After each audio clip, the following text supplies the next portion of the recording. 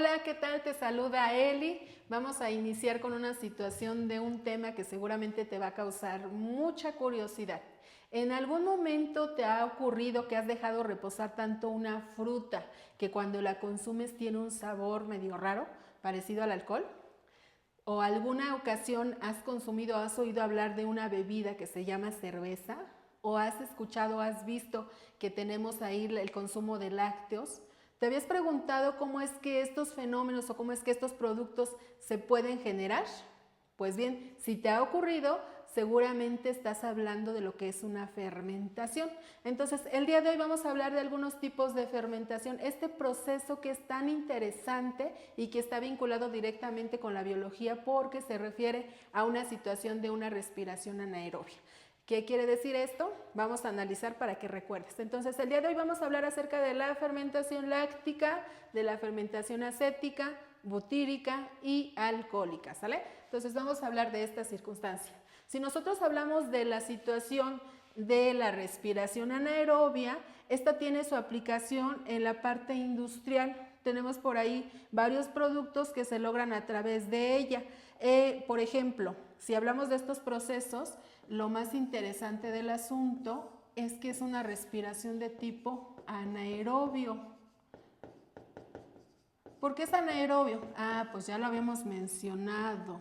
No requiere oxígeno, sin embargo, sí se presenta una situación de intercambio gaseoso. Ahora bien, en esta parte de los procesos químicos que están vinculados directamente con la industria, estamos hablando que se hace uso también de la descomposición de la glucosa y a eso le llamamos proceso de glucólisis. La glucosa en sí es una molécula que tiene una estructura cuya importancia para la vida es fundamental porque nos proporciona energía. Sin embargo, esa glucosa se debe de transformar en sustancias más asimilables para el organismo, generalmente en biomoléculas energéticas. La glucólisis entonces pretende derivarse o hacer lo que es ATP.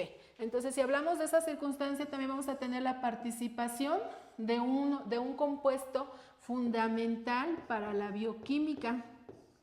Y es el producto de la situación de la glucólisis. Para esta situación de la bioquímica o aspecto bioquímico es el ácido pirúvico que nos va a generar un proceso de glucólisis. Este sería el producto, ¿sale? Entonces, si analizamos esta parte, vamos a verificar que tenemos una fermentación láctica. Esta fermentación láctica seguramente tú has visto o se ha producido en algún momento cuando has dejado reposar la leche. Habitualmente lo vinculamos con un fenómeno de putrefacción. Entonces, ¿qué pasa? Cuando la leche la dejas reposar por mucho tiempo, pierde sus características principales y se va a acidificar. Entonces, ¿qué va a ocurrir? Pues se va a producir lo que es la fermentación láctica. Este proceso es viable o es permitido a través de lo que es la glucólisis. Entonces, ¿qué va a ocurrir? Si nosotros hablamos de esta circunstancia, vamos a tener lo que es la presencia, ya mencionábamos, de lo que es el piruvato. Ya decíamos que después puede ser lo que es la generación de ácido pirúvico y esta es la circunstancia de lo que ocurre. Tenemos a la molécula de glucosa, se presenta lo que es la reacción para tener como producto lo que es el piruvato. Aquí está su estructura. Recordemos que eso está muy vinculado con la química orgánica. La partecita que le corresponde al análisis de los compuestos de carbono, pues está involucrada en esta parte, ¿sale? Entonces, ¿qué va a suceder? Cuando tenemos esa obtención, lo que va a ocurrir es que vamos a tener presencia de lactato. Este ácido láctico, esta generación de fermentación láctica tiene mucho que ver también con lo que es la circunstancia de los procesamientos para generar todos los derivados de los lácteos.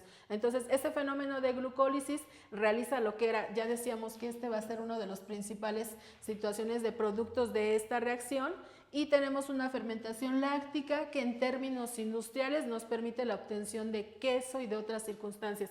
Ahora, la situación de la fermentación acética. Seguramente has escuchado ácido acético.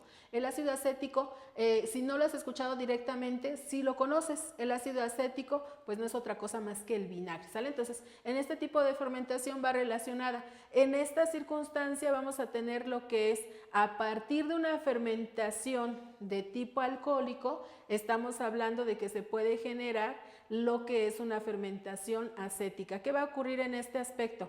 Pues vamos a tener que en esta parte, el etanol que se obtiene, hay que recordar que el grupo funcional del alcohol, ahí esto es fundamental que lo identifiques, es el hidróxido. Este anión te va a permitir realizar lo que sería la situación de generar alcoholes, ¿sale? Es el grupo funcional de los alcoholes. Entonces, cuando esta situación de la fermentación alcohólica entra en contacto con el aire, se va a producir lo que es una fermentación de tipo acética. A este tipo de reacción le llamamos reacción oxidativa. ¿Por qué es oxidativa? Porque está perdiendo electrones. El oxidarse es perder electrones, está vinculado con esa situación. Entonces perdemos electrones, se produce una fermentación que se transforma en acética y que habitualmente pues la tenemos presente como lo es en el ácido acético, que te mencionaba que no es otra cosa más de el vinagre. Ese olorcito raro y fétido que tiene, pues se debe precisamente al proceso de fermentación. Este fenómeno es una circunstancia que es también muy aplicable al terreno de lo que es la biología y la química. Ahora, todo este proceso se lleva a cabo mediante la acción de enzimas. Esas enzimas van a producir lo que sería la circunstancia de una fermentación. La fermentación, ya decíamos, un tipo de respiración de tipo anaerobio. Entonces, como no requerimos oxígeno, pues se presentan estas alteraciones en la circunstancia. Ahora, viene otra fermentación, la fermentación alcohólica. El alcohol puede proceder de la fermentación de varias sustancias. Puede ser, hay por ejemplo, de las uvas, y que podemos obtener vino. Puede ser del asunto de la cebada, se puede obtener cerveza.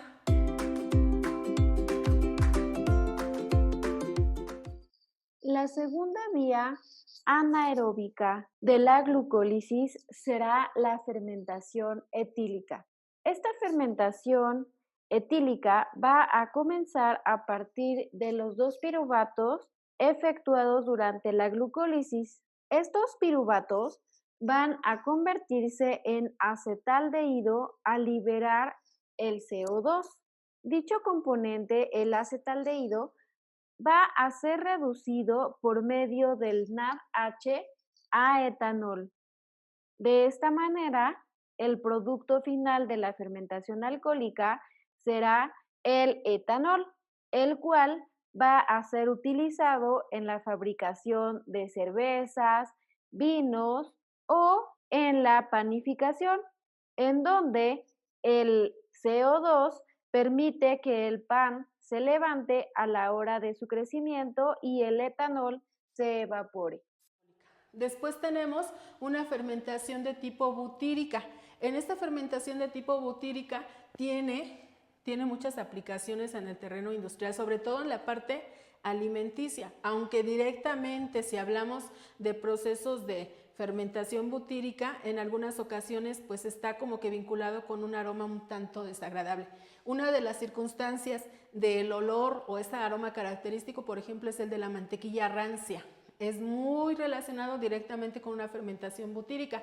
En esta van a actuar ciertas bacterias. Estas bacterias, como son de tipo anaerobio, habitualmente son del género Clostridium, que ya lo habíamos analizado, van a tener las alteraciones aprovechadas en el terreno de los alimentos. Los alimentos nos van a permitir o son una consecuencia de este tipo de fermentación. Sí, habitualmente un tipo de Clostridium, que es el Butyricum, es el que nos va a generar este tipo de alimentos, ¿sí?